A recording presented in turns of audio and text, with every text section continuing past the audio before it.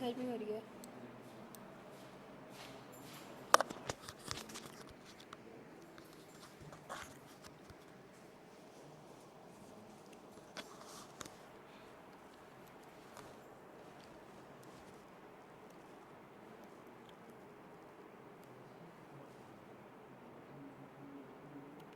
अच्छा जी, तो सबसे पहले तो ये बताइएगा कि मैंने आप लोगों को एमसीक्यूज़ दिए थे आई थिंक 62 63 तक ना, तो आप लोगों ने सॉल्व करना स्टार्ट कर दिए हैं? कोई प्रॉब्लम तो नहीं हो रही अभी तक? इर्तिज़ा कुछ पूछना है? कर लिए सारे? 4 रहते। वो बेचारा क्या करे, उसका नाम याद हो गया है मुझे, अब वो फंसेगा।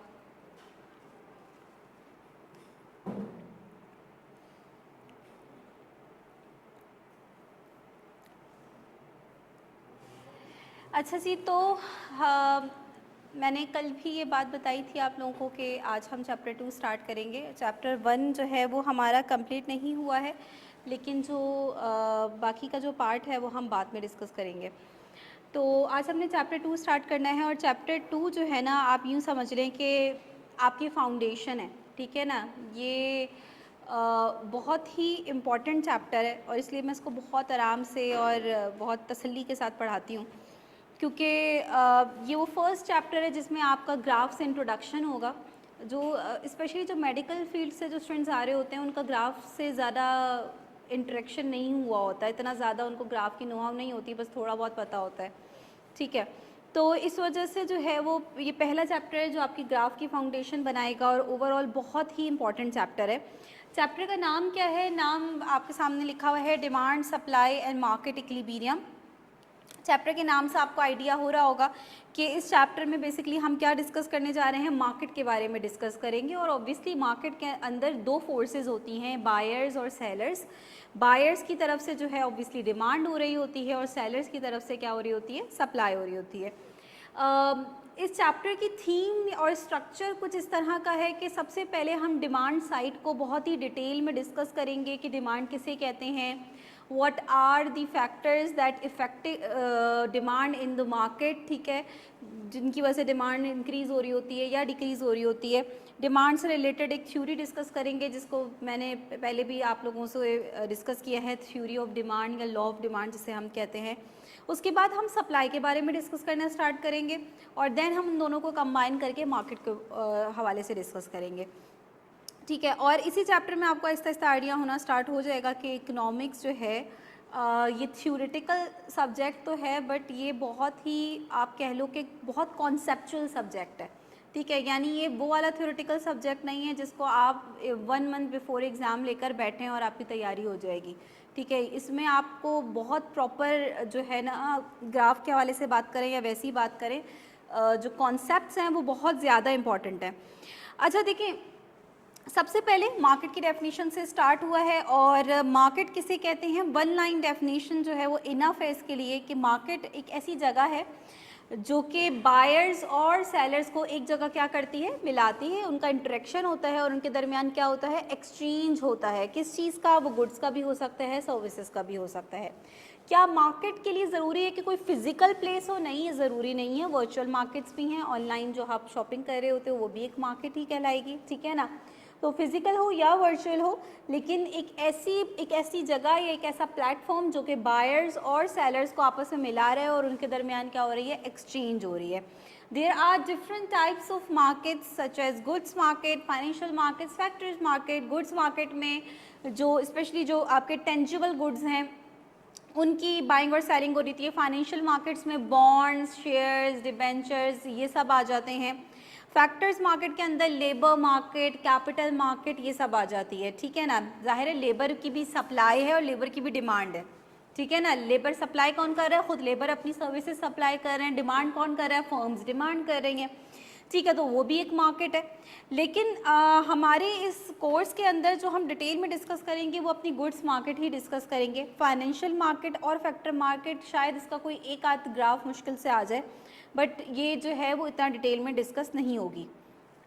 अच्छा जी, सेकंड पैरा में बहुत सिंपल सी बात कर रहे हैं, आई थिंक किसी को भी इसमें प्रॉब्लम नहीं होगी। कह रहे हैं मार्केट्स कैन ऑल्सो भी लोकल, नेशनल, इंटरनेशनल और वर्चुअल। ठीक है ना, सिंपल सी बात है भाई, लोकल मार्केट्स भी होती हैं, नेशनल लेवल पे भी मार्केट्स होती हैं, इंटरनेशनल मार्केट भी एक मार्केट है जिसमें कंट्रीज़ जो हैं, सारे कंट्रीज़ आ जाते हैं जो एक्सपोर्ट और इम्पोर्ट हो रही होती है, और वर्चुअल मार्केट्स भी हैं आपकी।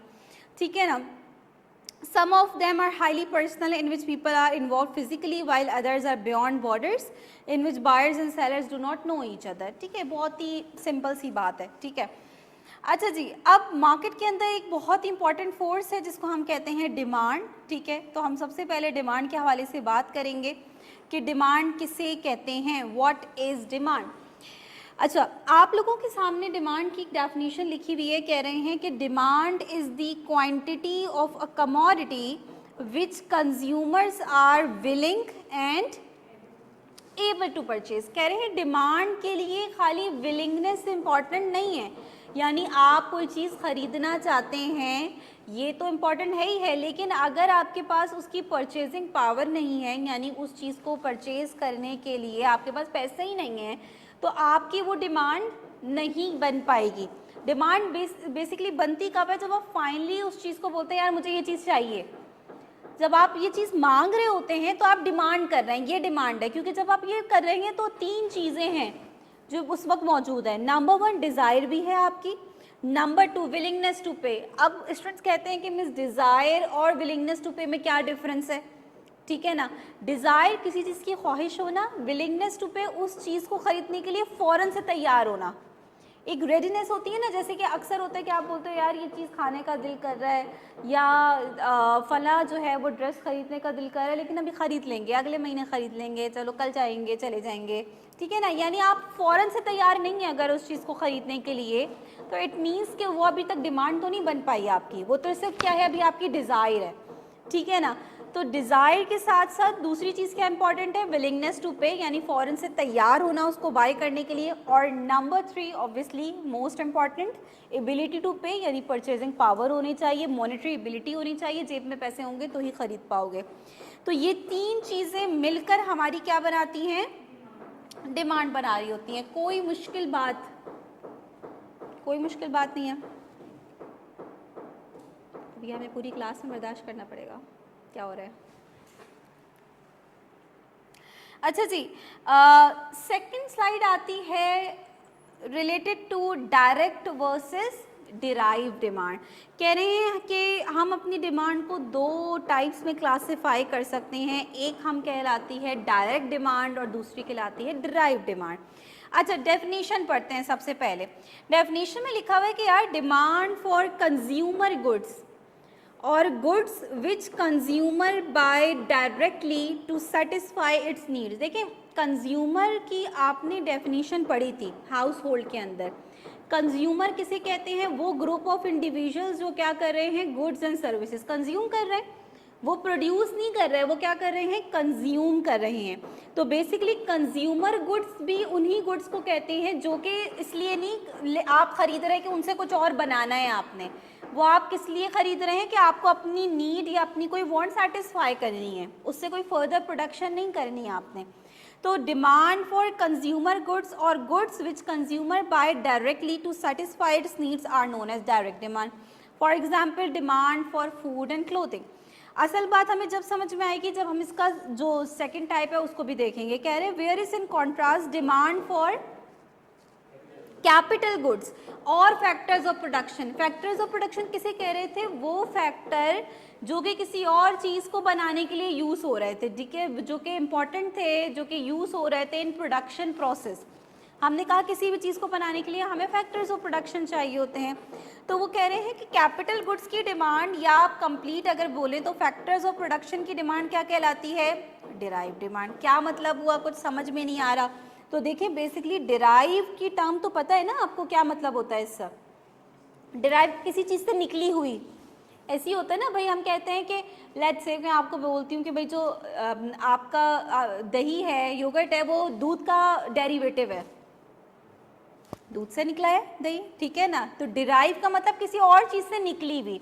तो डिराइव डिमांड की जो टर्म यूज़ की गई है किस वजह से, किसी और डिमांड से डिराइव हुई है, किसी और डिमांड की वजह से क्रिएट हो रही है।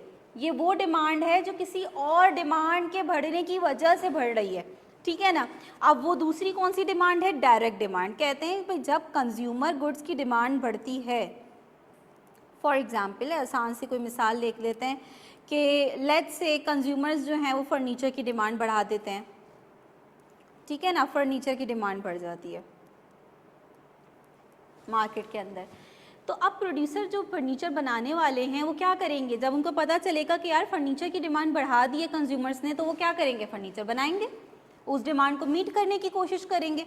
और फर्नीचर की डिमांड को मीट करने के लिए उन्हें क्या चाहिए? फैक्टर्स ऑफ प्रोडक्शन चाहिए, उन्हें लैंड चाहिए, लेबर चाहिए, कैपिटल चाहिए, सारे रॉ मटेरियल वगैरह चाहिए, जैसे वुड वगैरह, इन सब की रिक्वायरमेंट है। तो बेसिकली वो क्या करेंगे? जैसे ही उन्हें पता चलेगा कि यार कंज्यूमर्स ने फर्नीचर की डिमांड बढ़ा दी है, वो फैक्टर्स ऑफ प्रोडक्शन की डिमांड क्या कर देंगे? फैक्टर्स ऑफ प्रोडक्शन किस लिए यूज होते हैं? किसी भी चीज़ को बनाने के लिए यूज होते हैं। इनकी डिमांड क्यों बढ़ी? इस वजह से क्योंकि कंज्यूमर गुड की डिमांड बढ़ गई है, ठीक है। फैक्टर्स ऑफ प्रोडक्शन की डिमांड क्यों बढ़ रही है? वुड की डिमांड क्यों बढ़ी? लेबर की डिमांड क्यों बढ़ी? क्योंकि लोगों ने फर्नीचर की डिमांड बढ़ा दी है। तो बेसिकली ये जो डिमांड बढ़ रही है ये किस वजह से बढ़ रही है? इसके बढ़ने की वजह से, इसके बढ़ने की वजह से बढ़ रही है। इस वजह से हम इसकी डिमांड को क्या बोल रहे हैं? Derive demand. कि ये इस डिमांड से डिराइव हो रही है, निकल रही है। लाइकवाइज अगर ये लोग अपनी डिमांड कम कर देते हैं चीज़ों की, तो जो प्रोड्यूसर्स हैं वो फैक्टर्स ऑफ प्रोडक्शन की डिमांड क्या कर देंगे? कम कर देंगे। भाई लेबर निकालो, ज़रूरत ही नहीं है, प्रोडक्शन ही नहीं करनी, इतनी डिमांड कम हो गई है मार्केट में, तो फैक्टर्स ऑफ प्रोडक्शन की डिमांड क्या हो जाएगी? कम हो जाएगी। क्यों कम हो रही है? क्योंकि लोगों ने कंज्यूमर गुड्स की डिमांड कम कर दी है। तो बेसिकली डिराइव डिमांड का मतलब समझ में आ गया होगा कि ये किसी दूसरे डिमांड की वजह से चेंज हो रही है, ठीक है ना, इसलिए इसको हम डिराइव डिमांड कह रहे हैं। अच्छा, इस टॉपिक में से एक MCQ निकलता है बहुत मासूम सिंपल सा, और वो ये है कि वो आता है आपके पास, demand for factors of production is known as. Simple सा डिराइव डिमांड, ऑप्शंस दिए हुए होते हैं उसमें, डायरेक्ट डिमांड, डिराइव डिमांड, दो ऑप्शंस और दे देगा वो आपको, ठीक है ना। तो ये एक सिंपल सा MCQ इसमें से निकल के आता है। कोई मुश्किल बात? अच्छा, अगर आपको लगे कि मिस तो बहुत तेज़ी से पढ़ा रही हैं तो मुझे बोल देना, मैं स्लो हो जाऊंगी। अच्छा जी, थर्ड स्लाइड जो कि हमारे लिए बहुत ज़्यादा इम्पॉर्टेंट है, क्योंकि ये वो स्लाइड है ना कि जो कि आगे आपके बड़े काम आएगी जब हम ग्राफ्स वगैरह भी कर रहे होंगे और MCQs वगैरह सॉल्व कर रहे होंगे, तो इसमें आपको ये रिलेशन बड़े आपको जहन में रखने होंगे। बेसिकली स्लाइड में हम पढ़ने क्या जा रहे हैं, स्लाइड की आप क्या लिखा हुआ है? Determinants of demand. Determinants of demand का मतलब क्या है कि यार वो कौन से फैक्टर्स हैं जो हमारी डिमांड को डिटरमिन करते हैं, जो हमारी डिमांड को डिटरमिन करते हैं। यानी इन अदर वर्ड्स आप कह सकते हैं कि वो कौन से फैक्टर्स हैं जो हमारी डिमांड को इफ़ेक्ट करते हैं, जिससे हमारी डिमांड इफ़ेक्ट होती है, ठीक है ना। तो इन्होंने कहा कि भाई सबसे इम्पॉर्टेंट फैक्टर जिसकी वजह से हमारी डिमांड पे इफेक्ट आता है वो क्या है? Price of the product. जब भी हम कोई चीज़ खरीदने जाते हैं तो सबसे पहले उसकी प्राइस देखते हैं कि यार कितने की मिल रही है, ठीक है ना। अगर महंगी मिल रही होगी तो क्या करोगे? कम खरीदोगे। अगर सस्ती मिल रही होगी तो आपकी परचेजिंग पावर ज़्यादा हो गई, ठीक है, अब आप उसको ज़्यादा अफोर्ड करने के काबिल हो गए हैं, डिमांड क्या हो जाएगी? बढ़ जाएगी। तो हमने कहा एक बहुत ही सिंपल सा कंज्यूमर बिहेवियर है। देखिए आपने कहा था ना, रॉबिन्स ने क्या कहा था? Economic studies human behaviour. तो ये आप अभी क्या पढ़ रहे हो? ह्यूमन बिहेवियर ही तो है, ये किसी दूसरी दुनिया की बात तो नहीं है, हमारी बात है ना, कि जब हमारी मार्केट के अंदर किसी चीज़ की प्राइस कम हो जाती है तो कंज्यूमर्स क्या करते हैं? डिमांड बढ़ा देते हैं। ह्यूमन बिहेवियर है, ठीक है ना। तो कह रहे हैं कि प्राइस सबसे की डिटर्मिनेंट है डिमांड का, यानी सबसे इम्पॉर्टेंट डिटर्मिनेंट डिमांड का किसे कहते हैं हम? प्रोडक्ट की प्राइस, ठीक है। और इसका क्या रिलेशन है डिमांड के साथ? हमने कहा इन्वर्स रिलेशन है, नेगेटिव रिलेशन है। इन्वर्स और नेगेटिव रिलेशन समझाया था, जब भी दो वेरिएबल्स ऑपोजिट डायरेक्शन में मूव कर रहे होते हैं तो हम कहते हैं इनके दरमियान क्या रिलेशन है? इन्वर्स रिलेशन है, ठीक हो गया। अच्छा, अब समटाइम क्या होता है कि जब भी हम कोई रिलेशन देख रहे होते हैं तो हमारे जहन में कुछ बातें आती हैं। फॉर एग्जांपल हम कह रहे हैं कि यार जब किसी चीज़ की प्राइस बढ़ती है तो उसकी डिमांड कम हो जाती है, ठीक है ना। और यहाँ पे आप गौर करें कि एक टर्म सिर्फ डिमांड यूज़ नहीं की गई है, क्या टर्म यूज़ की गई है, क्वांटिटी डिमांड। देखने में आप कहते हैं यार तो सेम ही तो बात है, डिमांड कम करें या कम क्वांटिटी डिमांड करें, लेकिन इकोनॉमिक्स में इन दोनों टर्म्स के दरमियान बहुत बड़ा डिफरेंस है जिसको हम आगे अभी डिस्कस करेंगे। अच्छा, तो मैं ये कह रही थी कि समटाइम जब आप कोई रिलेशन देखते हो ना, आप बोल रहे हो यार प्राइस बढ़ेगी तो क्वांटिटी डिमांड कम हो जाएगी, तो आपके जहन में कभी कभार कुछ बातें आती हैं कि हमेशा तो नहीं होता है ऐसा, ठीक है ना।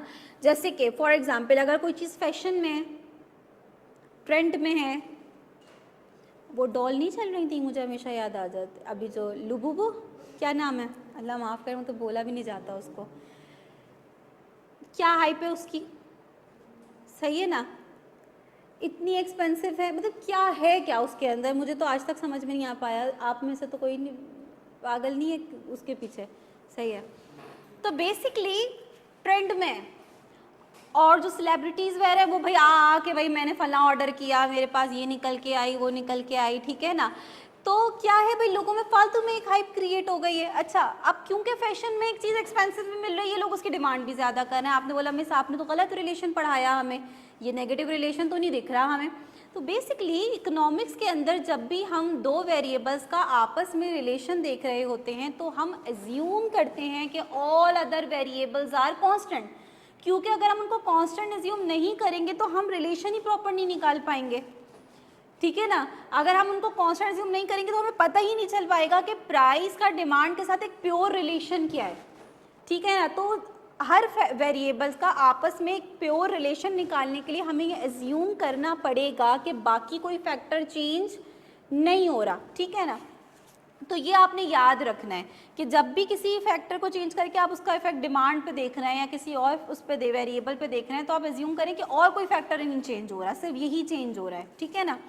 सेकंड फैक्टर क्या है, बड़ा ही आसान है, ये भी आप लोग इजीली बता देंगे कि इसका इफेक्ट डिमांड पे क्या पड़ता है। क्या है भाई, कंज्यूमर की इनकम।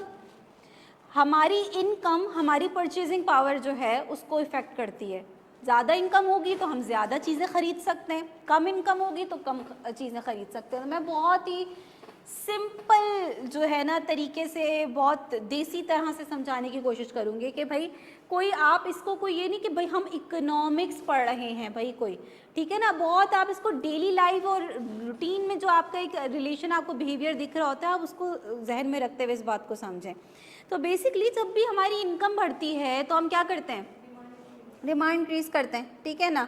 इवन ये कि करंट इनकम का इफेक्ट तो है ही है, एक्सपेक्टेड इनकम का भी बड़ा इफेक्ट पड़ता है। भाई आपको पता है अगले महीने बीसी निकलने वाली है मेरी, ठीक है ना, या अगले महीने जॉब लगने वाली है, या अगले महीने मेरी सैलरी बढ़ने वाली है। यकीन जाने अभी आपके हाथ में आई नहीं है वो, आपके एक्सपेंडिचर्स आज ही से बढ़ जाएंगे, वो मिल जाएंगे ना पैसे, अभी अगले महीने मिल रहा है ना मुझे पैसे, होता है ना ऐसा, बहुत ज़्यादा इफेक्ट पड़ता है। तो आपकी करंट और एक्सपेक्टेड दोनों इनकम का इफेक्ट बहुत पड़ता है डिमांड पे। तो बेसिकली इन्होंने कहा कि यार as income increase consumers will be able to buy more, क्योंकि उसकी परचेजिंग पावर ज़्यादा हो जाएगी, वाइस वर्सा, यानी इनकम कम होगी तो डिमांड भी कम हो जाएगी। लेकिन कह रहे हैं कि भाई ये रिलेशनशिप बताते हुए, किसके दरमियान का, इनकम और डिमांड का रिलेशन बताते हुए एक बात याद रखिएगा कि आप टाइप ऑफ गुड कौन सा ले रहे हैं, क्योंकि हमने कल की क्लास में ही एक कॉन्सेप्ट पढ़ा था, types of goods on the basis of income, जिसमें हमने मेनली पढ़ी तो 3 टाइप्स थी, लेकिन जो इम्पोर्टेंट 2 टाइप्स थी वो थी नॉर्मल एंड इन्फीरियर गुड्स। तो नॉर्मल गुड्स का तो क्या रिलेशन है इनकम के साथ, डायरेक्ट रिलेशन है, ठीक है ना। इसी वजह से हमने बोला क्योंकि जनरली ऐसा ही होता है तो इनको हमने नॉर्मल गुड्स कह दिया। लेकिन कुछ गुड्स क्या कहलाते हैं, और इनका इनकम के साथ क्या रिलेशन होता है, इनवर्स रिलेशन होता है। तो कह रहे हैं कि भाई ये बात देख लीजिएगा कि आप नॉर्मल गुड्स ले रहे हैं, इन्फीरियर गुड्स ले रहे हैं, ठीक है ना। अच्छा जी, थर्ड कॉन्सेप्ट आ जाता है, थर्ड फैक्टर आपका आ जाता है कि भाई किसी भी चीज़ की, आप यूँ समझ लें कि फॉर एग्जांपल हम टी की डिमांड पे इफेक्ट देख रहे हैं, टी की मार्केट पे देख रहे हैं कि टी की मार्केट पे या टी की डिमांड पे कौन कौन से फैक्टर्स इफेक्ट कर सकते हैं। तो हमने बोला नंबर 1 अगर टी की अपनी प्राइस चेंज हो जाए, नंबर 2 अगर कंज्यूमर्स की इनकम चेंज हो जाए, नंबर 3 कह रहे हैं price of complementary good. Complementary term आप बहुत सुनते हैं कि भाई फला चीज़ कॉम्प्लीमेंट्री है, ठीक है ना। कॉम्प्लीमेंट्री गुड्स का मतलब ये है, और स्पेशली कंजम्पशन के केस में, कि वो चीज़ें जो एक साथ इस्तेमाल होती हैं। Complementary goods are those goods which are use together, एक साथ इस्तेमाल होने वाली चीज़ें। फॉर एग्जाम्पल गाड़ी चलानी है तो फ्यूल भी चाहिए होगा, ठीक है ना। टीवी चलाना है तो इलेक्ट्रिसिटी भी चाहिए आपको, ठीक है। ब्रेड विद बटर, ये ज़रूरी नहीं है बट ये भी एक जो है ना रिलेशन यूज़ किया जाता है बहुत ज़्यादा, ठीक है ना। Bat and ball, pen and ink, इस तरीके से आप दर्जनों मिसालें निकाल सकते हैं, ठीक है ना। वो चीज़ें जो कॉम्प्लीमेंट्री हैं, एक साथ इस्तेमाल होती हैं, तो उनको हम क्या बोलते हैं, कॉम्प्लीमेंट्री गुड्स। कह रहे हैं कि जब अपनी प्राइस चेंज ना हो, भले टी की अपनी प्राइस सेम है लेकिन उसका कॉम्प्लीमेंट्री की प्राइस चेंज हो गई तो भी टी की डिमांड पे इफेक्ट पड़ेगा। फॉर एग्जांपल हमने कहा टी का कॉम्प्लीमेंट्री क्या है, हमने बोला मिल्क, एक बहुत स्ट्रॉन्ग कॉम्प्लीमेंट्री गुड है, शुगर भी है बट सबसे ज़्यादा मिल्क है, ठीक है ना। तो चाय बनाने के लिए आपको दूध चाहिए, तो अगर चाय की टी की अपनी प्राइस सेम है, उसमें कोई चेंज नहीं आ रहा, लेकिन दूध महंगा हो गया, तो लोग सबसे पहले क्या करेंगे, दूध कम खरीदना शुरू करेंगे। और जब लोग दूध कम खरीदेंगे तो ज़ाहिर है क्या होगा, फिर चाय भी कम बनाएंगे, ठीक है। दिन में 3 टाइम बनती थी, अब 2 टाइम बनेगी, 2 टाइम बनती थी 1 टाइम बनेगी, अब कम कर देते हैं क्योंकि दूध बहुत महंगा हो गया है, ठीक है ना। तो बेसिकली हमें रिलेशन क्या निकल के आया, आपने इसको बहुत आराम से सोचना है, कोई जंप नहीं मारना।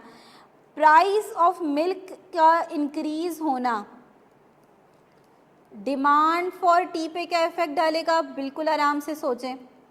सबसे पहले तो ये सोचें कि मिल्क की डिमांड पे क्या इफेक्ट पड़ेगा। आपने बोला भाई मिल्क की डिमांड तो कम हो जाएगी, क्योंकि हमने पढ़ा है जब किसी चीज़ की प्राइस बढ़ती है तो उसकी डिमांड क्या हो जाती है, ये तो हम पढ़ चुके हैं। लेकिन क्योंकि मिल्क और टी कॉम्प्लीमेंट्री गुड्स हैं, एक साथ इस्तेमाल होते हैं, तो जैसे ही लोग मिल्क की डिमांड कम करेंगे तो जाहिर है टी की डिमांड भी क्या हो जाएगी, डिक्रीज हो जाएगी। तो इनके दरमियान भी क्या रिलेशन दिख रहा है आपको, क्या रिलेशन दिख रहा है, इनवर्स रिलेशन दिख रहा है, अपोजिट डायरेक्शन में मूव कर रहे हैं ना। मिल्क की प्राइस बढ़ी, टी की डिमांड कम हो गई, मिल्क की प्राइस कम हुई, टी की डिमांड क्या हो गई, बढ़ गई, ठीक है ना।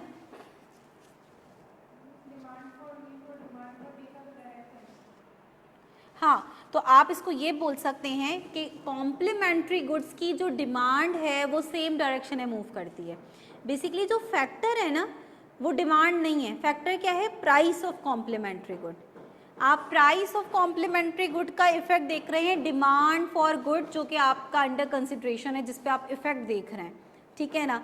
तो इनका तो रिलेशन इन्वर्स है, लेकिन आप इसको इस बात को इस तरीके से बोल सकते हैं कि कॉम्प्लीमेंट्री गुड्स की डिमांड सेम डायरेक्शन में मूव करती है। एक की डिमांड बढ़ेगी, दूसरे की डिमांड भी बढ़ जाएगी, एक की डिमांड लोग कम करेंगे, दूसरे को भी कम खरीदेंगे, ठीक है ना। तो डिमांड सेम डायरेक्शन में मूव करती है।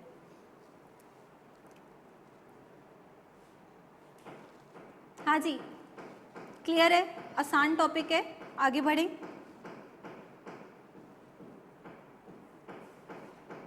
अच्छा जी, फोर्थ फैक्टर हमारे पास आ जाता है price of substitute good. Substitute का नाम भी हमने बहुत ज़्यादा सुनते हैं, ठीक है ना। ये सब्स्टिट्यूट गुड है इसका, ये सब्स्टिट्यूट, इसको इससे सब्स्टिट्यूट कर देते हैं। सब्स्टिट्यूट का मतलब क्या होता है, उसकी जगह जो यूज़ होता है, बिल्कुल ठीक है, यही डेफिनेशन लिखी हुई है। Substitute goods are those goods which are used in place of one another, एक दूसरे की जगह पे जो यूज़ होने वाली चीज़ें हैं, ठीक है ना। फॉर एग्जाम्पल हम कहते हैं petrol and CNG substitute goods हैं। कोई भी दो ब्रांड्स आपस में क्या हैं, सब्स्टिट्यूट हैं, ठीक है ना। टपाल लिप्टन सब्स्टिट्यूट हैं, ठीक है ना।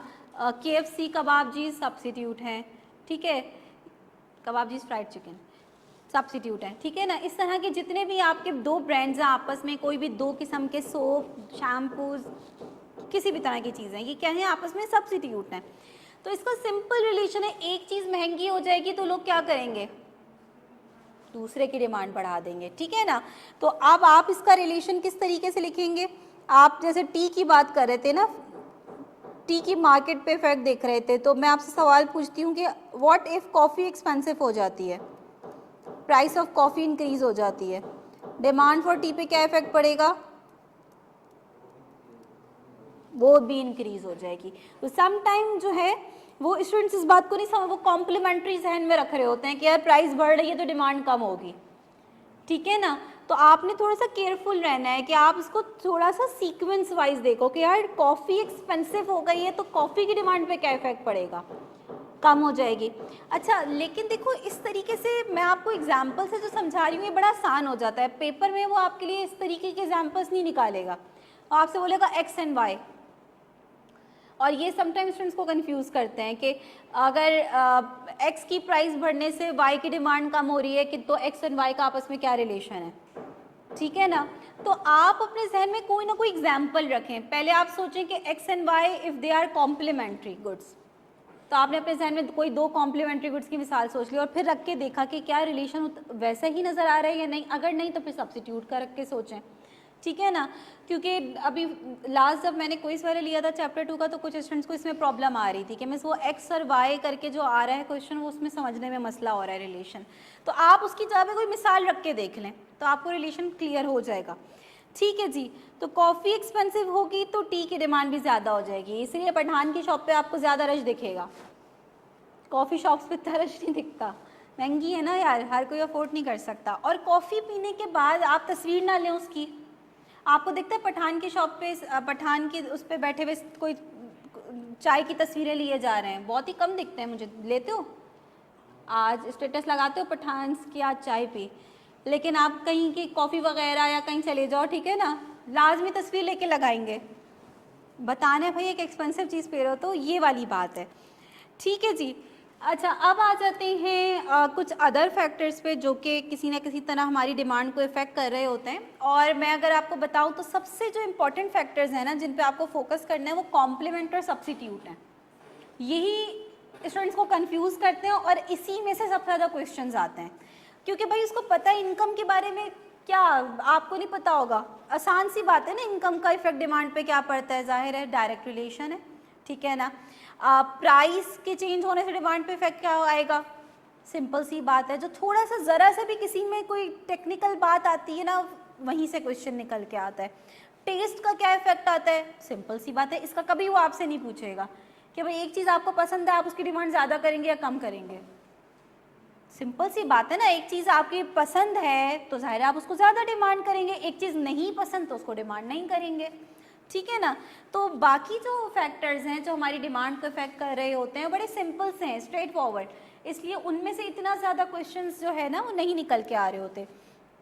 अच्छा, एक आ गया वेदर कंडीशंस, तो वेदर भी हमारी डिमांड पे बड़ा इफेक्ट डाल रहा होता है, ठीक है। फॉर एग्जांपल भाई हम कहते हैं कि सर्दी के मौसम में क्या होता है, कुछ पर्टिकुलर चीज़ें हैं जिनकी डिमांड बढ़ जाती है, और गर्मी के मौसम में आपको दिखता है कि भाई जूसेस वगैरह इन सब चीज़ों की डिमांड पे इफेक्ट आ रहा होता है। तो वेदर भी हमारी, बारिश के सीज़न में आपको दिखते हैं कि भाई पकौड़े और समोसे इन सब की शॉप पे अचानक से रश लग जाता है, ठीक है ना। तो वेदर हमारी डिमांड पे बहुत ज़्यादा इफेक्ट डालता है। फिर कह रहे हैं कि और क्या फैक्टर्स हैं जो हमारी डिमांड पे इफेक्ट डाल सकते हैं, तो चेंज इन एडवर्टाइजमेंट, ठीक है, एक अच्छी एडवर्टाइजमेंट आपकी डिमांड पे आपका टेस्ट चेंज कर देती है, ठीक है ना। मैं हमेशा सबसे ज़्यादा इस बात पे हैरान होती हूँ, हमेशा स्टूडेंट्स को बोलती हूँ कि सॉफ्ट ड्रिंक्स पे मैं सबसे ज़्यादा हैरान हूँ कि सम टाइम आप सॉफ्ट ड्रिंक पीते हुए सोचो कि यार ये क्या चीज़ आप पी रहे हैं, मतलब एक कैसे टेस्ट डेवलप किया गया ना आपका, और अब इतना ज़्यादा डेवलप कर दिया गया है कि अब जो है वो इतनी घरों में दावतें ऐसी हैं जो विदाउट सॉफ्ट ड्रिंक इनकम्प्लीट लगती हैं, ठीक है ना। तो ये कैसे टेस्ट डेवलप किया गया, ये एडवर्टाइजमेंट्स वगैरह के थ्रू ही टेस्ट डेवलप किया गया है। तो एडवर्टाइजमेंट जो है वो आपकी बहुत ज़्यादा प्रेफरेंस जो है ना वो चेंज कर देते हैं, आपको एक फ्रीक्वेंट नज़र आती है कोई चीज़ अगर टीवी में, मार्केटिंग से हमेशा आप एक रूल सीखेंगे कि भाई जो दिखता है वो बिकता है, ठीक है ना। तो कुछ टाइम आप किसी चीज़ का एडवर्टाइजमेंट ना लाएं तो आप वो लोग उसको भूलना शुरू कर देंगे। दूसरी एडवर्टाइजमेंट के साथ साथ दूसरी चीज़ इंपॉर्टेंट है वो डिस्ट्रीब्यूशन बड़ी इंपॉर्टेंट है, ठीक है ना। तो एडवर्टाइजमेंट के साथ साथ आप शॉप पे जाते हैं और आपको वो चीज़ दिखती भी है तो आप एक दफ़ा ज़रूर लेकर देखेंगे उसको कि यार आजकल बड़ा दिख रहा है, ये इश्तहार बड़ा आ रहा है, इसका देख कर ट्राई करके देखते हैं कैसा है, ठीक है ना। तो एडवर्टाइजमेंट तो खैर एक पूरा एक आप कह लो कि बहुत बड़ा सब्जेक्ट है, ठीक है, जो कि पढ़ाया जाता है कि कैसे एक सक्सेसफुल, कैसे एडवर्टाइजमेंट के थ्रू आप इफ़ेक्ट डाल सकते हैं। इसी वजह से जो कंपनीज हैं वो मिलियंस और बिलियंस स्पेंड कर रही होती हैं एडवर्टाइजमेंट के ऊपर। अच्छा जी, उसके बाद एक और फैक्टर आ जाता है जिसको वो कह रहे हैं चेंज इन पॉपुलेशन। इसका क्या इफेक्ट होगा डिमांड पे? डायरेक्ट होगा। क्यों? पॉपुलेशन के ज़्यादा होने से क्या होता है? ज़्यादा लोग होंगे तो ज़्यादा चीज़ों की डिमांड होगी, और ज़्यादा डिमांड जाहिर है फिर पॉपुलेशन का इंक्रीज़ हमारी डिमांड को बढ़ा देता है। तो देखिए ना, बाकी फैक्टर्स कितने ईजी से हैं ना, सिंपल सिंपल से फैक्टर्स हैं, कोई इतने मुश्किल फैक्टर्स नहीं है। अच्छा, क्या इसके अलावा कोई अदर फैक्टर हो सकता है? तो हमने कहा बिल्कुल हो सकता है, क्यों नहीं हो सकता। लेकिन यही फैक्टर क्यों लिखे? क्योंकि हमारी बुक में यही फैक्टर लिखे हुए हैं, तो हमने बुक को फॉलो करते हुए यही फैक्टर लिख दिया। Otherwise expectation about future prices, ये भी हमारी डिमांड को इफेक्ट करता है। हम एक्सपेक्ट कर रहे हैं कि फ़लाँ चीज़ महंगी होने वाली है या फ़लाँ चीज़ सस्ती होने वाली है, डिमांड पे इफेक्ट आता है ना। सेल लगने वाली है, पता है नवंबर में सेल लगती है यार बहुत बड़ी, अक्टूबर में नहीं खरीदेंगे, थोड़ा सा रुक जाते हैं, नवंबर में सेल लगेगी तभी खरीदेंगे, बहुत ज़्यादा होता है ये, ठीक है। इसी तरीके से आपको पता हो फलां चीज़ महंगी होने वाली है, पेट्रोल महंगा होने वाला है, क्या होता है लाइनें लग जाती हैं पेट्रोल पंप पे कि भाई महंगा होने से पहले टंकी फुल करवा लें, ठीक है ना। तो future expectation about prices and future expectation about income दोनों हमारी करंट डिमांड को इफेक्ट डालते हैं। तो ये सिर्फ नॉलेज के लिए एक बता रही हूँ कि ये भी फैक्टर्स हैं। तो बहुत सारे फैक्टर्स हो सकते हैं जो हमारी डिमांड को इफेक्ट कर रहे हो।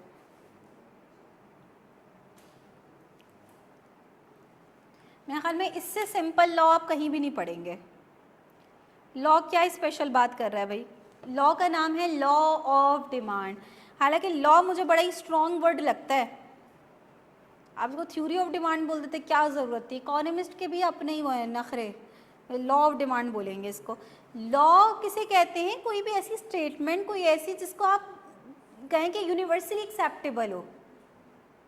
अब ये बहुत बड़ी बात है, और इसी वजह से इसको ये नहीं बोलना चाहिए कि ये जो रिलेशन है, बेसिकली लॉ बता क्या रहा है? लॉ ऑफ डिमांड हमें दो वेरिएबल्स का रिलेशन बताता है, सिंपल। कौन से दो वेरिएबल्स?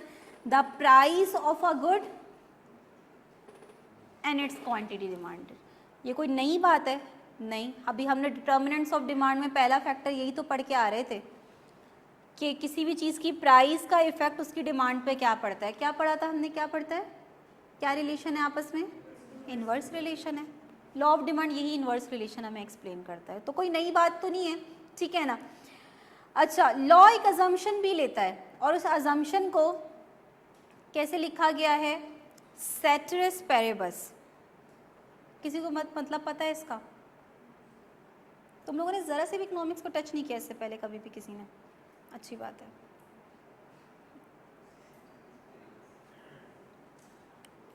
यार ग्रीन टी चीनी वाली कौन पीता है? चाय ना पी ले बंदा। असल में जिससे ज़रा सा पढ़ा होता है ना फालतू में, मिस आपने वो नहीं बताया, वो भाई वो आगे आएगा, सब्र कर लो, वो दिखाना होता है कि मैंने पढ़ा हुआ है, इसलिए अच्छी बात है नहीं पढ़ा हुआ। सेट्रिस पेरेबस एक लैटिन टर्म है और जिसका मतलब है अदर फैक्टर्स रिमेन कांस्टेंट, ठीक है ना। तो ये भी हम पढ़ ही चुके हैं, लेकिन सेट्रिस पेरेबस के नाम से हमने नहीं पढ़ा था।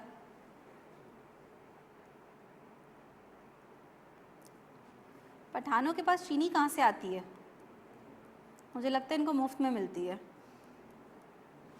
इतनी डालते हैं। या तो उनको बोलो कि ना डालें, या फिर अब उन पर छोड़ दो आप, बिटवीन का कोई रास्ता उनके पास नहीं होता, मैंने तो देखा है। उनको बोलो कम डालें, वो फिर भी इतनी होगी कि हैं अलग से देते हैं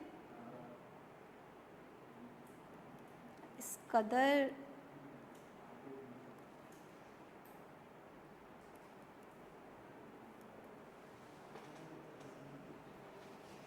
सेट्रिस पेरेबस एक लैटिन टर्म है जिसका मतलब है other factors will remain constant, और इसकी रीज़न मैंने आप लोगों को बता दी थी, क्योंकि अगर कोई अदर फैक्टर चेंज हो जाएगा तो हो सकता है प्राइस और क्वांटिटी डिमांड का जो आपस में रिलेशन है वो डिस्टर्ब हो जाए, वो इन्वर्स रिलेशन ना रहे। इसलिए हमने किसी तीसरे को नहीं आने देना, ठीक है ना, तीसरा बाहर रहे।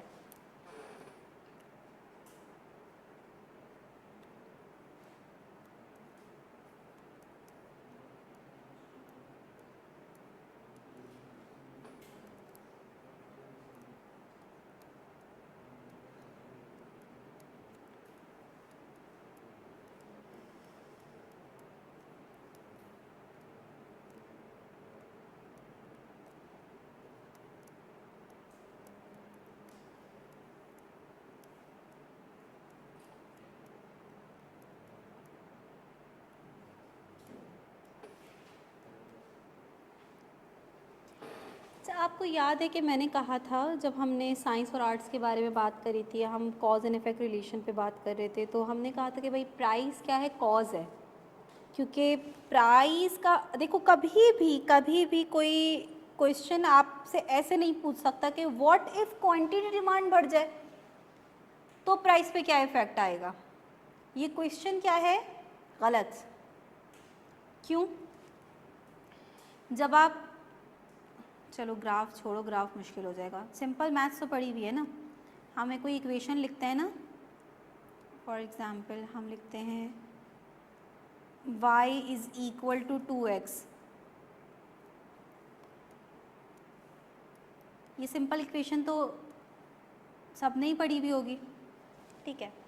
अच्छा, ये इक्वेशन हमें क्या बोलती है कि अगर x की जगह पे न्यू वैल्यूज़ रखेंगे तो किसकी वैल्यू आ जाएगी, y की वैल्यू आ जाएगी। फॉर एग्जांपल आपने बोला x इज़ इक्वल टू 1, तो y की वैल्यू क्या आ जाएगी, 2। x is equal to 2 then y is equal to 4।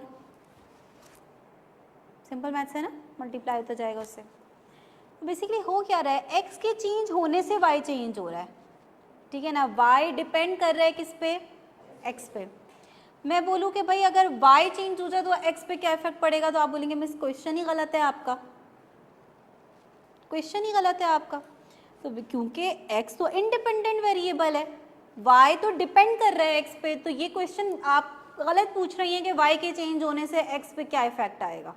Question होना चाहिए कि x के चेंज होने से y पे क्या इफेक्ट आएगा। तो बिल्कुल इसी तरीके से असल क्वेश्चन क्या है, प्राइस के चेंज होने से क्वांटिटी डिमांड पे क्या इफेक्ट आएगा। क्वांटिटी डिमांड के चेंज होने से प्राइस पे क्या इफेक्ट आएगा, ये क्वेश्चन गलत है। आपके जहन में फिर भी एक क्वेश्चन आ रहा होगा, शायद आ रहा है, किसी के जहन में नहीं आ रहा, सही है। चलो फिर जब वो बाद में आएगा टॉपिक तभी डिस्कस करेंगे।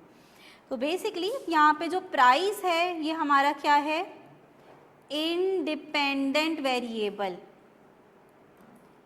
कोई भी सवाल जहन में आए पूछ लिया करो बस।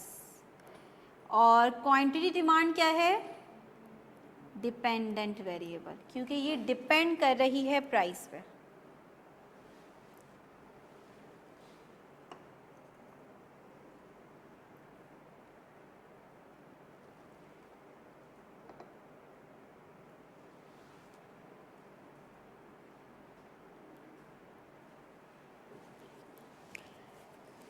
डन, कोई मसला अभी तक, सब सेट चल रहा है।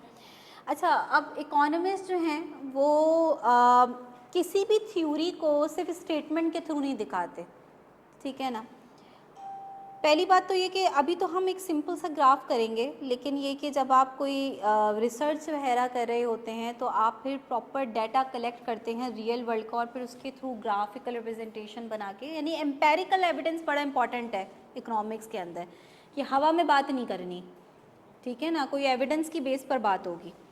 दूसरी बात ये कि इकोनॉमिस्ट ग्राफ को बड़ी इंपॉर्टेंस देते हैं। वो कहते हैं कोई भी स्टेटमेंट, आप कोई भी थ्योरी दे रहे हो तो उसका ग्राफिकल रिप्रेजेंटेशन आपको ज़रूर मिलेगी। इकोनॉमिक्स में कोई भी थ्योरी हम पढ़ेंगे उसको ग्राफ के थ्रू ज़रूर देखेंगे। रीज़न, हम कहते हैं भाई ग्राफ जो है ना ये समरी है, ठीक है। इतनी लंबी स्टोरी जो है ना वो सुनाने के बजाय अगर सिर्फ आप ग्राफ दिखा दो तो पूरी स्टोरी समझ में आ जाती है, ठीक है ना। क्रिकेट में होता है, आप एक ग्राफ देखते हैं आपको समझ में आ जाता है पिछले ओवर्स में क्या हुआ, ठीक है ना। तो हम कहते हैं graph save 1000 words, graph save 1000 words. तो इस वजह से ग्राफ को जो इकोनॉमिस्ट हैं वो बड़ा इंपॉर्टेंट देते हैं। तो हम इकोनॉमिक्स में जो है ना 3 तरह से अपनी थ्योरी डिस्कस करते हैं हमेशा। नंबर 1 हम उसकी क्या देखते हैं, स्टेटमेंट देखते हैं, जैसे कि हमने देखी कि भाई the higher the price of a good, the lower will be the quantity demanded, and the lower the price of a good, the higher will be the quantity demanded. Ceteris paribus. क्योंकि अगर आपने ceteris paribus आखिर में नहीं लिखा तो law incomplete है, law incomplete है, क्योंकि ये तो एक बहुत बड़ी अजम्पशन है ना जिस पर लॉ बिल्ड किया गया है। अगर ये अजम्पशन नहीं रहती तो लॉ का रिलेशन ही गलत हो जाएगा, फिर लॉ कैसा अगर इसका रिलेशन ही वैलिड ना रहे तो। इसलिए लॉ ऑफ डिमांड अभी तो थ्योरेटिकल नहीं है, मज़े की बात है, आप लोग तो हलवा पढ़ रहे हैं। अगर ये आपको मैं बोलूँ कि ये पेपर आएगा आपका, प्रॉपर क्वेश्चंस आएंगे आपके, उनको आपने लिखना है, सब्जेक्टिव प्रॉपर आएगा, तो फिर आपको पता चलेगा कि इकोनॉमिक्स किस कदर मुश्किल हो जाती है। तभी वो कैफ से पीआरसी लेवल पे लेकर आए उसको।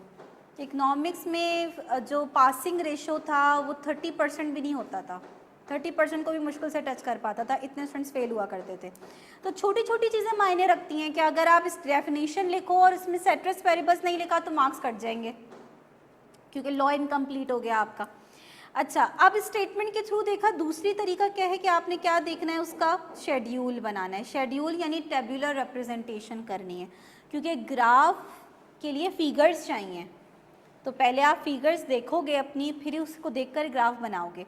अच्छा, अब ये कोई शेड्यूल जो है वो हमने रियल वर्ल्ड से तो नहीं उठाया हुआ, तो हम एक हाइपोथेटिकल शेड्यूल लेंगे जो कि जो स्टेटमेंट में जो बात हो रही है उसको मैच करता होगा। फॉर एग्जांपल मैं यहाँ पे फिगर्स लिख रही हूँ, आप मुझे बताइएगा कि ये लॉ ऑफ डिमांड से मैच कर रही हैं या नहीं।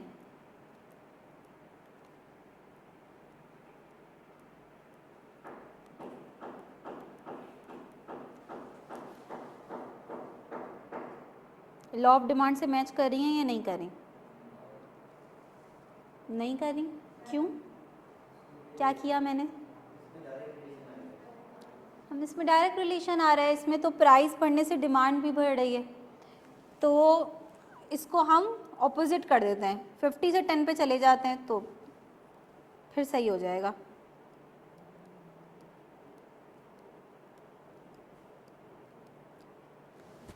अब सही है? देखो, नंबर्स इम्पॉर्टेंट नहीं है, ठीक है ना। आप अपनी मर्ज़ी से, आप चाहें कि हमें अपना शेड्यूल बनाना है, आप बना लें। आपको सिर्फ क्या दिखाना है, इन्वर्स रिलेशन दिखाना है, यानी जो थ्योरी रिलेशन बता रही है दो वेरिएबल्स का, वो आपको शेड्यूल से भी दिखना चाहिए, ठीक है ना। जैसे तभी मैंने आपको ये बात एनालाइज करवाई, आपको देखकर पता चल गया कि रिलेशन ही नज़र आ रहा, ठीक है। तो ये लॉ ऑफ डिमांड का तो शेड्यूल नहीं हो सकता कम अज़ कम, ठीक है जी। तो इस वजह से तो शेड्यूल आप कोई सा भी ले सकते हैं। अच्छा, अब आपने क्या करना है, असल काम क्या है, इस शेड्यूल की हेल्प से आपने ग्राफ बनाना है। ग्राफ की बेसिक नो हाउ है, एक्स एक्सिस वाई एक्सिस पता है सबको कि भाई ठीक है। हम अपने सिलेबस के अंदर मैक्सिमम 2 डायमेंशनल ग्राफ करेंगे, 3 पे नहीं जाएंगे, वरना 3 डायमेंशनल ग्राफ भी होता है, ठीक है। 2 डायमेंशनल ग्राफ का मतलब ये कि हम 2 एक्सिस यूज़ करेंगे, एक्स एक्सिस और वाई एक्सिस।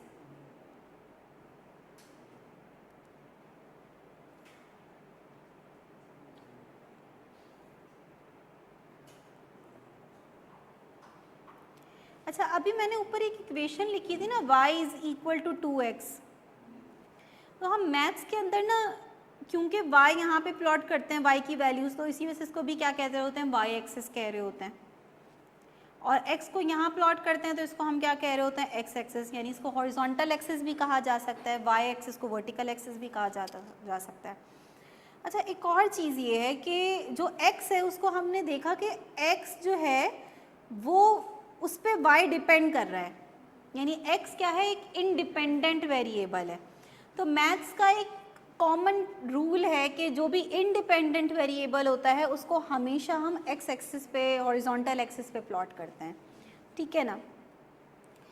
लेकिन अब इसमें ना एक प्रॉब्लम क्रिएट हो जाती है कि इस लिहाज से देखा जाए तो हमारे पास भी 2 वेरिएबल्स हैं, प्राइस और क्वांटिटी डिमांड। तो अगर मैथ्स के रूल को फॉलो करें तो प्राइस कहाँ प्लॉट होनी चाहिए, एक्स एक्सिस पे प्लॉट होनी चाहिए, क्योंकि प्राइस हमने कहा इंडिपेंडेंट वेरिएबल है, प्राइस के चेंज होने से डिमांड पे चेंज आ रहा है।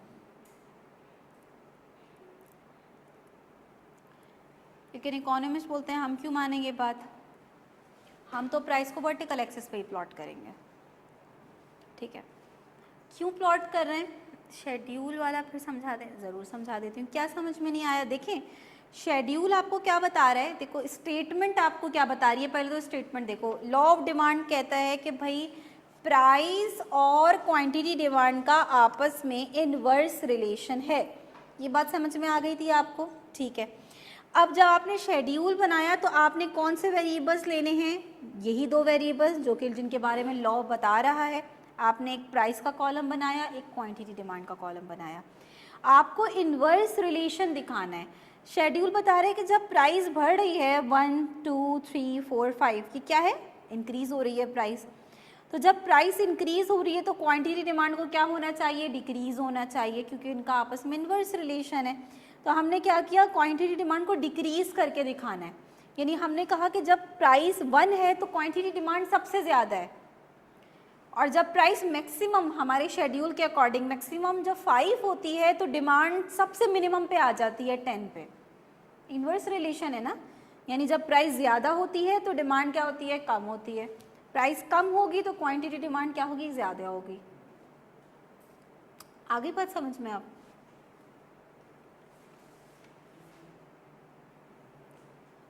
अच्छा मुझे ना, मैं बोलती हूँ कि क्वेश्चंस पूछें, और मुझे बहुत अच्छा लगता है जब फ्रेंड्स क्वेश्चंस पूछते हैं, लेकिन क्वेश्चंस कुछ तरह के होते हैं। ठीक है, एक क्वेश्चन होता है, मतलब मैं ज़्यादा इनकरेज करती हूँ उस टाइप के क्वेश्चन को जो कि ये बता रहा हो कि क्या समझ में नहीं आया। आप बोले ना मिस ये जो आपने यहाँ पे ये लिखा ना 1 यहाँ पे और यहाँ पे 50 लिखा, ये बात समझ में नहीं है। फॉर एग्जाम्पल ये क्वेश्चन अच्छा है। एक क्वेश्चन होता है ना, मैं आपको नहीं बोल रही, आप ये मत समझिएगा मैं आपको बोल रही हूँ, मैं एक जनरल बात कर रही हूँ। एक क्वेश्चन होता है ना जब आप टॉपिक पर आते हैं और स्टूडेंट बोलते हैं मैं समझ में नहीं आया, जवाब मैं उसका भी दे दूँगी, समझा दूँगी, लेकिन ये क्वेश्चन अच्छा नहीं है। क्वेश्चन होना चाहिए कि क्या नहीं समझ में आया। तो कोशिश किया करें कि जो पूरी थ्योरी बताने के बाद जो बात समझ में नहीं आई वो बात पूछें, कन्फ्यूजन आ कहाँ रही है। अगर आप बोलेंगे मैं समझ में नहीं आया तो ये तो मुश्किल हो जाएगी ना पूरी थ्योरी को दोबारा से रिपीट करना। तो क्वेश्चन पूछा करें कि क्या बात समझ में नहीं आई। अगेन बोल रही हूँ, आपको नहीं बोल रही है, मैंने बोला चले आपने सवाल पूछा इसी बहाने मैं इन लोगों को ये बात बोल दूँ। तो सवाल पूछते हुए जो है ना वो स्पेसिफिक होना एक बड़ी अच्छी चीज़ है।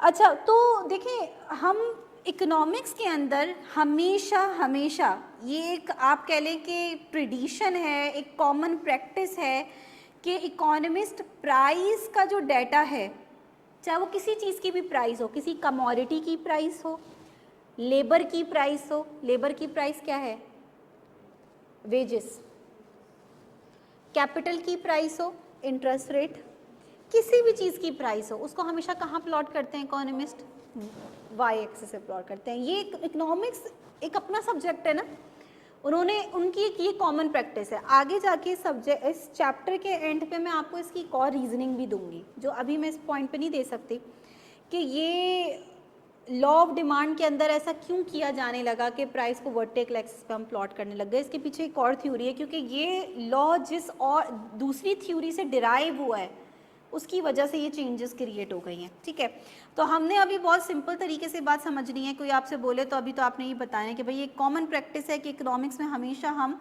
और ये कोई वो वाली बात नहीं है कि बस आप क्या और क्या जवाब दें, ये बुक्स में लिखी हुई है ये बात कि इकोनॉमिक्स में कॉमन प्रैक्टिस है कि आप प्राइस को वर्टिकल एक्सिस पे ही प्लॉट करते हैं, although it is independent variable. फिर भी क्वांटिटी डिमांड कहाँ प्लॉट होगी, एक्स एक्सिस प्लॉट होगी।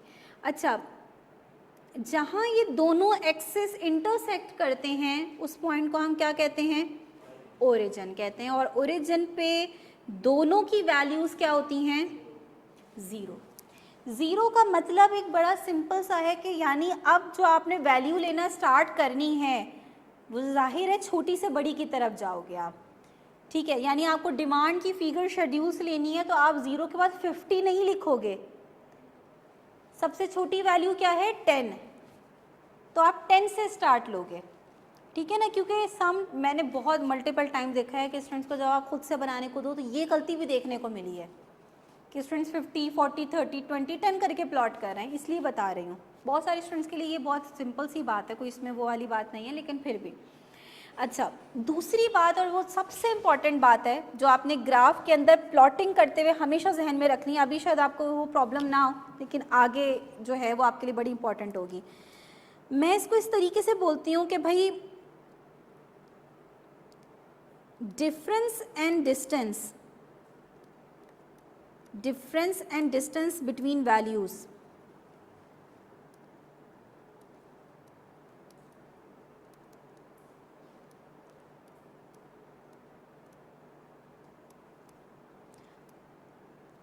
should be same along the axis, यानी ये along the axis के अंदर आपको ये रिस्ट्रिक्शन है। along the axis का मतलब ये कि यानी अगर आप सिर्फ x एक्सिस प्लॉट कर रहे हैं तो x एक्सिस के दरमियान जो वैल्यूज़ के दरमियान का जो डिफरेंस होगा और जो डिस्टेंस होगा वो क्या होना चाहिए, बराबर होना चाहिए। नहीं, इसमें जो शेड्यूल दिया हुआ है ये इटसेल्फ मैंने सिंपल लिया हुआ है, आपको बुक में ये वाला शेड्यूल नहीं दिखेगा। अभी मैं बताती हूँ कि बुक में आपको जो शेड्यूल दिखेगा उससे ग्राफ डिफरेंट बनेगा थोड़ा सा। मैंने क्योंकि फर्स्ट ग्राफ है तो मैं इसको बहुत सिंपल रखना चाहती हूँ, ठीक है ना। तो मैंने, आप देख रहे हो कि खुद ही से जो डिफरेंस रखा है वैल्यूज़ के दरमियान वो क्या रखा है, सेम रखा है, ठीक है। तो ये वाला काम तो अभी आपने नहीं करना, ये काम खुद ब खुद हुआ है, आगे जाके आपको कुछ कॉन्सेप्ट्स में करना पड़ेगा कि ज़रूरी नहीं है कि शेड्यूल में जो फिगर्स लिखी हुई उनको एज इट इज़ प्लॉट करना है, ये कोई लिख कर नहीं आया। आपने वैल्यूज़ का दरमियान का डिफरेंस क्या रखना है, सेम रखना है। अच्छा, यहाँ आपको डिमांड के दरमियान का डिफरेंस कंटिन्यूसली क्या दिख रहा है, 10 दिख रहा है, यानी 50 माइनस 40 10, 40 माइनस 30 10, कंटिन्यूसली इन सब का आपस में डिफरेंस क्या है, 10 का डिफरेंस है। तो डिफरेंस जब सेम है तो डिस्टेंस भी क्या होना चाहिए, सेम होना चाहिए। क्या मतलब हुआ, अगर मैं ये 2 बॉक्सेस का डिस्टेंस ले रही हूँ और मैं यहाँ 10 प्लॉट कर रही हूँ तो 20 फिर ना यहाँ होना चाहिए ना यहाँ होना चाहिए, 20 भी 2 बॉक्स के डिफरेंस के साथ ही होना चाहिए। बात समझ में आ रही है यार? अगर नहीं आए ना ये बात समझ में, ऑनलाइन स्टूडेंट्स को भी बोली हूँ तो बताइएगा, क्योंकि भाई जब आप कह रहे हो कि 0 से 10 के दरमियान कितना डिफरेंस है 10, और आप कह रहे हो कि उसके दरमियान इतना डिफरेंस, इतना डिस्टेंस ले रहे हैं, तो 10 से 20 के दरमियान का भी डिफरेंस क्या है, 10 का ही है ना, तो उसका भी डिस्टेंस क्या होना चाहिए, इतना ही होना चाहिए, ठीक है ना। तो आप थ्रू आउट डिस्टेंस और डिफरेंस को सेम रखेंगे along the axis. Along the axis का मतलब ये ज़रूरी नहीं है कि यही 2 बॉक्सेस का डिफरेंस आपको वाई एक्सिस पे भी रखना है, ये कोई आपके ऊपर रिस्ट्रिक्शन नहीं है। आप उसमें 1 बॉक्स का डिफरेंस भी रख सकते हो, 3 बॉक्स का डिस्टेंस भी रख सकते हो, लेकिन फिर वहाँ जो भी डिस्टेंस लोगे वो सेम रहेगा। तो अलोंग द एक्सिस ये रूल आपने क्या करना है, फॉलो करना है, ठीक है, अदरवाइज आपका ग्राफ सही नहीं बनेगा। समझ नहीं आई है, दोबारा बता रही हूँ। देखो असल में ना अभी हमारे पास वो पेपर आता था ना, क्या बोलते थे, ग्राफ पेपर ही बोलते थे आई थिंक उसको ना, ग्राफ पेपर आया करता था। उसमें क्या होता था कि भाई वो आपकी प्रॉपर जो है ना वो रूल लाइंस बनी हुई होती थी, उसमें तो आप प्रॉपर करते थे कि भाई अच्छा ये 1 है, ये 2 है, ये 3 है, ठीक है ना। तो उसमें आप ये नहीं कर रहे होते थे कि अगर आप बोल रहे हैं कि ये 1 है, ये 2 है, तो ये 4 है, फातिमा, ठीक है ना, अजीब, हाँ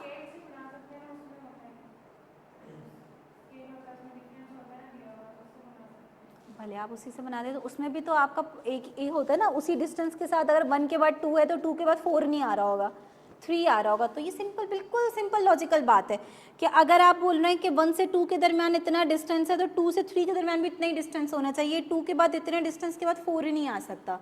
बस मैं ये सिंपल लॉजिक की बात कर रही हूँ कि आप बोल रहे हैं कि 0 के बाद इतने डिस्टेंस से 10 लिखा है तो इतने ही डिस्टेंस के बाद 20 होगा, क्योंकि थ्रू आउट इनके दरमियान का डिफरेंस 10 का है। तो डिस्टेंस आपने पहली दफ़ा जो भी ले लिया, आप भले 1 बॉक्स का डिस्टेंस ले लें, फिर आपने वही 1 बॉक्स का डिस्टेंस फॉलो करना है, ठीक है ना, ये वाली बात है। अच्छा, अब आप प्राइस के अंदर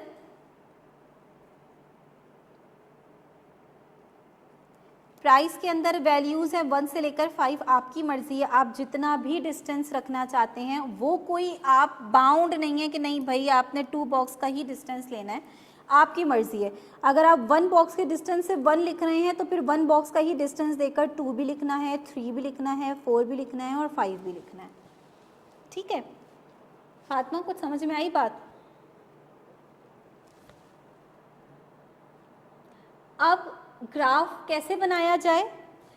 लिखा हुआ है कि जब प्राइस 1 होगी तो क्वांटिटी डिमांड कितनी होगी? 50। मैं बहुत बेसिक चाह रही हूँ कि भाई जिनको बिल्कुल भी नहीं पता, मिस हमने आज तक ज़िंदगी में कभी ग्राफ की शक्ल नहीं देखी, उनको भी थोड़ा समझ में आ जाए, ठीक है ना। हालांकि मुझे पता है कि जनरल नो हाउ तो सबको होगी थोड़ी बहुत। तो भाई आप 1 से आगे जाएंगे और 50 से ऊपर आएंगे।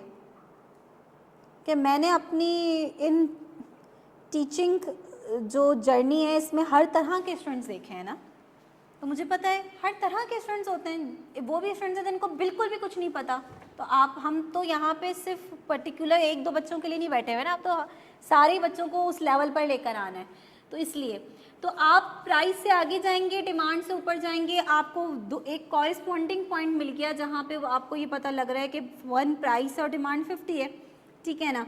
इसी तरीके से जब प्राइस 2 है तो क्वांटिटी डिमांड कितनी है? 40 है। मैं स्पेशली आके ना लड़कों के ग्राफ्स चेक करूँगी, हाँ बनाने हैं, ऐसे ऐसे करके नहीं बैठना, बनाना है। हाँ दूसरी बात ये कि मिस ये डॉटेड लाइंस बनाने की क्या ज़रूरत थी आपको? लड़कियों की भी चेक करूँगी, हाँ ये नहीं कि अच्छा हम उनके चेक करेंगे, हम बैठे हुए हैं। तो डॉटेड लाइंस बनाने की क्यों ज़रूरत है? आप डायरेक्टली भी तो पॉइंट्स बना सकते हैं। डॉटेड लाइंस काम आसान कर देते हैं, पहली बात प्रॉपर आपके पास एक पॉइंट आ जाता है। दूसरी बात ये कि इकोनॉमिक्स में ग्राफिकल रिप्रेजेंटेशन का एक तरीका है कि उनको डॉटेड लाइंस के थ्रू बनाया जाता है, ठीक है ना। एक आप कह लें कि प्रेजेंटेशन का एक तरीका है, ठीक है ना। तो जब प्राइस 3 है तो क्वांटिटी डिमांड है 30, एक पॉइंट आपके पास ये आ गया, ठीक है। जब प्राइस 4 है तो क्वांटिटी डिमांड है 20, एक ये पॉइंट आ गया आपके पास। और जब प्राइस 5 है तो क्वांटिटी डिमांड है आपकी 10, क्योंकि जितनी हाईएस्ट प्राइस क्वांटिटी डिमांड उतनी कम, ठीक है। तो जब आप इस सारे पॉइंट्स को ज्वाइन कर लेंगे आपके पास 5 पॉइंट्स आ जाएंगे, क्योंकि आपने शेड्यूल के अंदर भी 5 पॉइंट्स ही लिए हैं, ठीक है। आप इन 5 पॉइंट्स को ज्वाइन करेंगे तो आपके पास एक कर्व आएगा,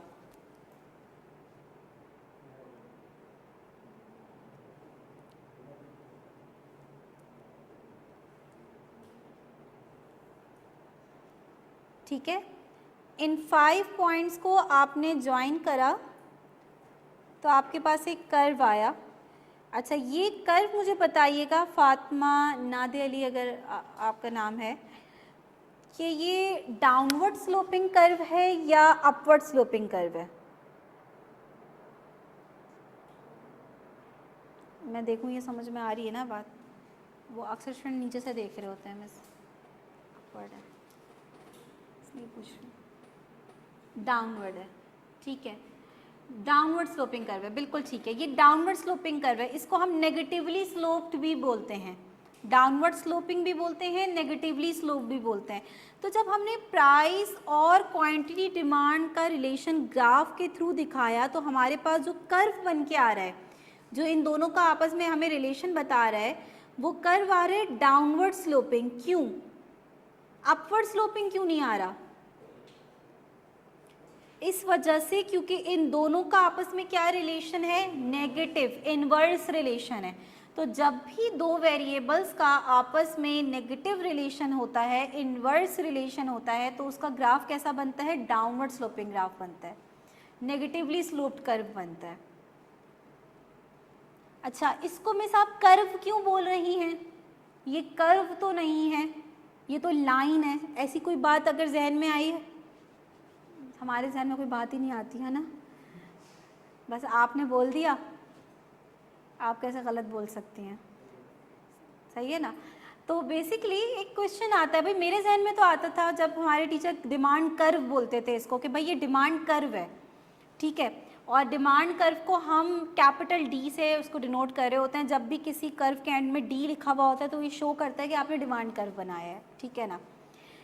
तो इसको हम कर्व क्यों बोलते हैं, क्योंकि बेसिकली कर्व की डेफिनेशन है कि भाई सेट ऑफ पॉइंट्स जो है ना वही कर्व कहलाएंगे। वो ज़रूरी नहीं है कि कर्व इस तरह का हो, कर्व के अंदर दो तरह के कर्व्स आ जाते हैं।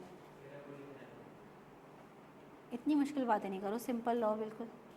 एक लीनियर, दूसरा भी लीनियर एक लीनियर, दूसरा नॉन लीनियर। एक लीनियर, दूसरा नॉन लीनियर। नॉन लीनियर को कर्वी लीनियर भी बोला जाता है कुछ जगहों पे। तो कर्व की ना दो टाइप्स हैं, ठीक है ना। एक लीनियर कर्व होता है, लीनियर कर्व यानी जिसमें आपकी स्ट्रेट लाइन बन के आ रही होती है, और दूसरा कैसा होता है, नॉन लीनियर। किसी को भी इनका फर्क पता है कि लीनियर कर्व कब बनता है और नॉन लीनियर कर्व कब बनता है? क्या हम शेड्यूल देखकर, फिगर्स देखकर बता सकते हैं कि इसका कर्व लीनियर बन के आएगा या नॉन लीनियर बन के आएगा?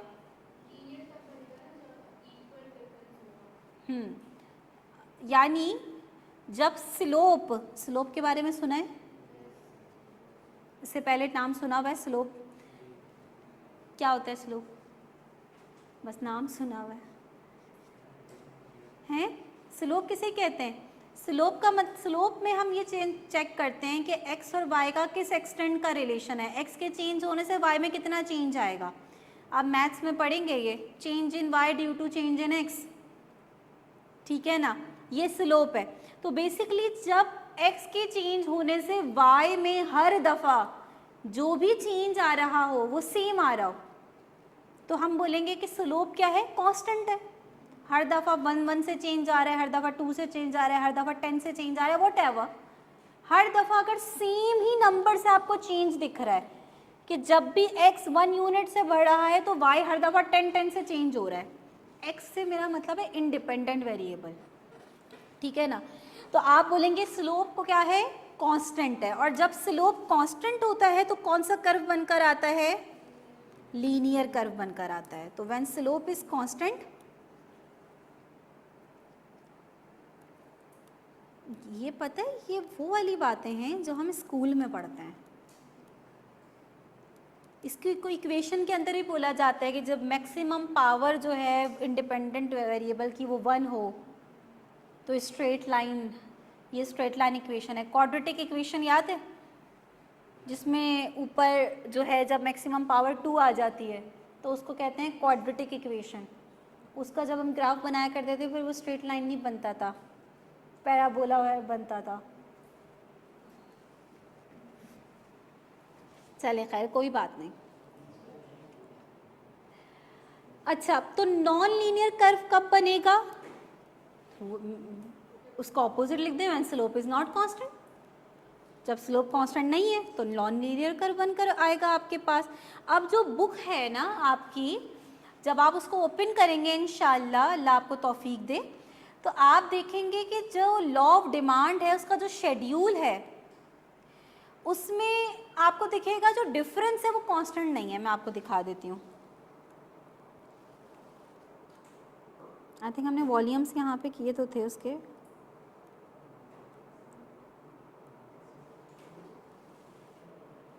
तो मैं इस वजह से बता रही हूँ कि इन केस आप देखते हैं और फिर आप बोलते हैं कि मिस ने तो हमें ऐसा ग्राफ नहीं बनवाया था क्लास में और बुक में ऐसा ग्राफ बना हुआ है। ये आप देख लें भाई, एक सेकेंड, ये आप देख रहे हैं? अच्छा, ग्राफ देखने से पहले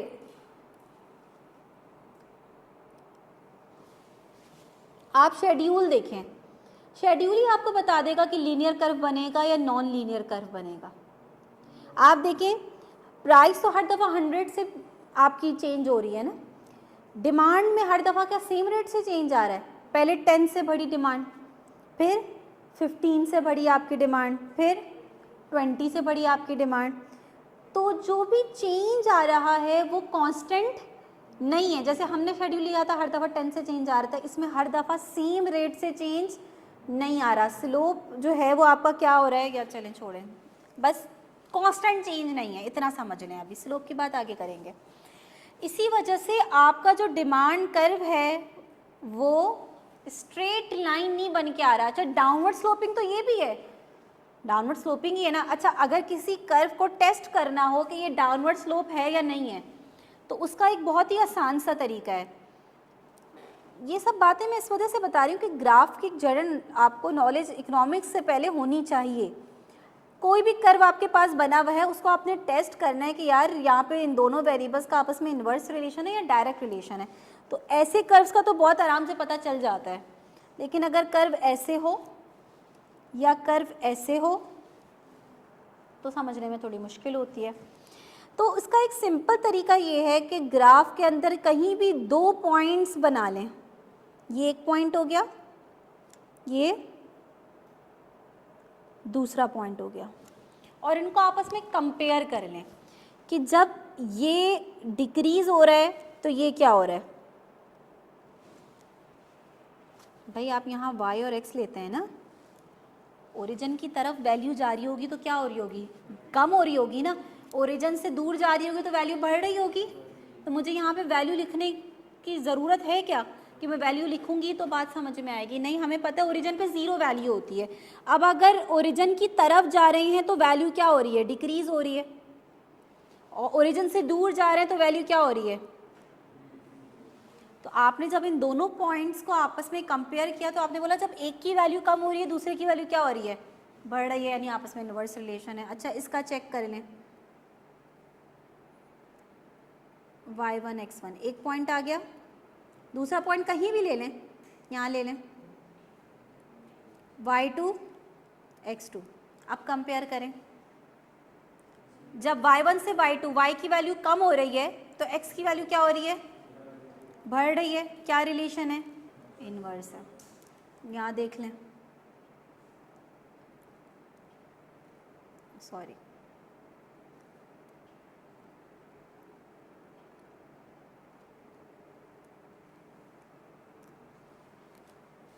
जब y की वैल्यू कम हो रही है x की वैल्यू क्या हो रही है। तीनों ग्राफ क्या हैं, तीनों कर्व्स को डाउनवर्ड स्लोपिंग बोला जाएगा।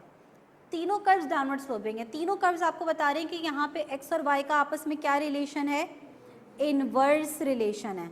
लेकिन आपको दिख रहा है कि तीनों ही ग्राफ्स एक दूसरे से डिफरेंट हैं। एक को आपने, जो पहला ग्राफ आपने अभी बनाया वो स्ट्रेट लाइन है, उसमें आपने स्लोप कांस्टेंट रखा हुआ है। बाकी दो में स्लोप कांस्टेंट नहीं है, एक में स्लोप इंक्रीजिंग है और एक में स्लोप डिक्रीजिंग है, ठीक है ना। तो देखिए, जब तक बात ये थी तो फिर भी बात थोड़ी सी समझ में आ रही थी, आसान लग रही थी, लेकिन जैसे ही आई कि नॉट कांस्टेंट वाली बात तो थोड़ी सी बात मुश्किल हो गई। क्योंकि जब स्लोप कांस्टेंट नहीं होता तो आपके सामने 2 क्वेश्चंस रेज होते हैं। इस बात को अच्छे से समझिएगा, थोड़ी टेक्निकल बात है। जब तक स्लोप कांस्टेंट है ना, आपसे सिर्फ ये पूछा जाएगा कि x और y का आपस में क्या रिलेशन है, बस ये क्वेश्चन होगा। नेगेटिव रिलेशन है, पॉजिटिव रिलेशन है, या कोई रिलेशन नहीं है, ये सवाल होंगे। जब स्लोप कांस्टेंट नहीं होगा तो आपसे 2 क्वेश्चंस पूछे जाएंगे। पहला, आपस में क्या रिलेशन है, दूसरा, स्लोप में जो चेंजेस आ रही हैं वो इंक्रीजिंग है या डिक्रीजिंग है, और इंक्रीजिंग है तो क्यों इंक्रीजिंग है, मतलब जस्टिफिकेशन के साथ ना। डिक्रीजिंग है तो क्यों डिक्रीजिंग है। अब यहाँ पे 2 थ्योरीज आ गई। पहली थ्योरी, नेगेटिव रिलेशन है तो क्यों नेगेटिव रिलेशन है, और अगर स्लोप इंक्रीजिंग है या डिक्रीजिंग है तो ऐसा क्यों है। आपने 2 लॉजिक्स देनी है, तो बात क्या हो जाएगी, मुश्किल हो जाएगी। तो डिमांड कर्व के अंदर, क्योंकि ये पहला ग्राफ है जो मैं आप लोगों को करवाती हूँ, और इसी वजह से मैं चैप्टर 1 को पहले कंप्लीट नहीं करवाती, क्योंकि अगर मैं चैप्टर 1 से आगे कॉन्सेप्ट में जाती तो एक कॉन्सेप्ट आता जिसमें ये ग्राफ बनता, ठीक है ना। तो मैं डायरेक्टली नहीं चाहती कि नॉन लीनियर कर्व्स पे आऊँ मैं, ठीक है ना, इसलिए मैंने चैप्टर 2 पे आई। दूसरी बात ये कि डिमांड कर्व को आप, ये कॉन्वेक्स शेप कहलाता है, कॉन्वेक्स, आप कॉन्वेक्स बनाएं या स्ट्रेट लाइन बनाएं, उससे लॉ ऑफ डिमांड की थ्योरी पे कोई फर्क नहीं पड़ता। लेकिन कुछ कॉन्सेप्ट ऐसे हैं जिनमें अगर कहा गया है कर्व ऐसा बनेगा तो ऐसा ही बनेगा, अगर आपको उसने आपने उसको स्ट्रेट लाइन बना दिया तो थ्योरी ही क्या हो जाएगी आपकी सारी खराब। ठीक है, तो क्योंकि यहाँ पे गुंजाइश थी हमारे पास कि हम इसको स्ट्रेट लाइन बना सकते थे और थ्योरी पे कोई फ़र्क नहीं पड़ रहा था, तो मैंने ग्राफ को क्या रखा है, स्ट्रेट लाइन रखा है।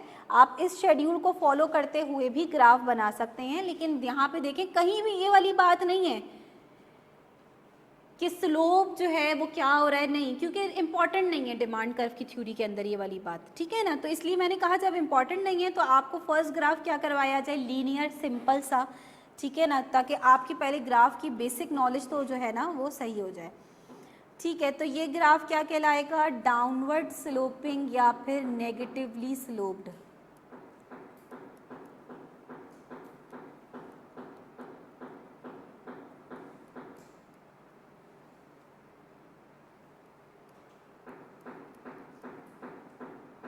स्लोप इंक्रीजिंग डिक्रीजिंग की बात कर रही है या 2 पॉइंट्स हम ले रहे हैं?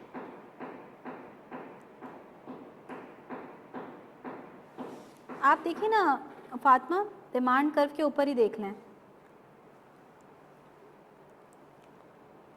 हमने बोला 2 पॉइंट्स ले लें, एक ये पॉइंट है, आपको समझा रही हूँ ये बात, इसको मैं कह देती हूँ ए, और दूसरा ये पॉइंट ले लेंगे चेक करने के लिए कि प्राइस और क्वांटिटी डिमांड का आपस में इन्वर्स रिलेशन है या पॉजिटिव रिलेशन है, ठीक है ना। तो बेसिकली आप अब ए और बी पॉइंट को कंपेयर करें। जब प्राइस की टर्म में आप ए और बी पॉइंट को कंपेयर करेंगे तो आपको दिख रहा है प्राइस ए पॉइंट पे 4 थी, बी पॉइंट पे 3 है, प्राइस क्या हो रही है, डिक्रीज हो रही है। ए पॉइंट पे डिमांड कितनी थी 20, बी पॉइंट पे कितनी है 30 है, क्या हो रही है, इंक्रीज हो रही है। आपको रिलेशन पता चल गया कि जब प्राइस कम हो रही है तो डिमांड बढ़ रही है।